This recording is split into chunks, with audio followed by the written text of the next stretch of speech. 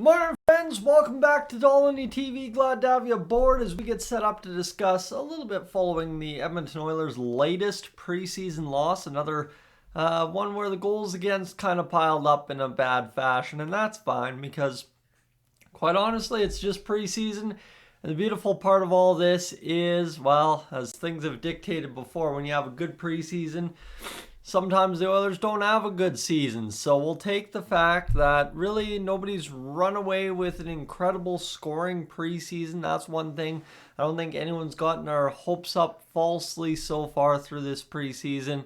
And the nice part is, we already had 98% of the roster determined outside of 2 or 3 spots, depending how you want to look at it. I think I was willing to give Ty Emberson the fourth line or fourth spot on the defense next to Darnell Nurse guaranteed. So that's kind of where at this point it really doesn't matter. I know Travis Dermott scored last night, so that's nice to see. I think he's well on his way to earning a contract with the Oilers, no matter how that plays out in terms of roster configuration.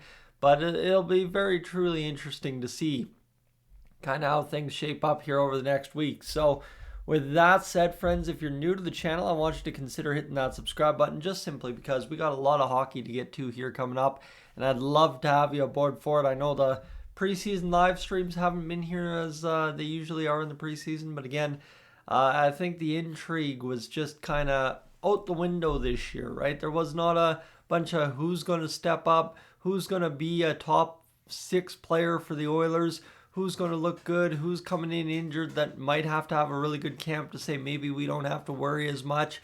So it's kind of the cool part about this is it's kind of one of those things where the preseason really just was not going to matter from the start. And I think the overall theme so far is that it just doesn't really matter. I think what you're seeing from the entire Oilers roster start to finish is just kind of, we know what it is, let's get into it, and let's just get going on October 9th. And that's nice because as somebody who's going to Rogers Place on October 9th to start the season, watch the banner be raised and all that, I would really like the Oilers to do something other than lose 8-1 like they did last year opening the season against the Vancouver Canucks. So again, I think the biggest, most important thing for the Oilers here over the rest of the preseason is just stay healthy in practice, stay healthy in the final game, and then get ready for October 9th and let's go, because the Winnipeg Jets, they're no slouches. So that's the other side of the conversation, is you're going to have to really come up with a good effort right off the hop just to get your first win of the season and not be embarrassed at home like you have been kind of times in this preseason based on the goal scoring against. That said, how much are the Oilers truly caring about preseason? I think to tell you, very, very minimal. So that's where we look at things today. Obviously, we'll probably see some cuts today as well. And then we'll kind of understand what this roster is really going to come down to. Unless they release Travis Dermott from the PTO, it's going to come down to Dermott or Brown on the back end. I think I can almost guarantee that.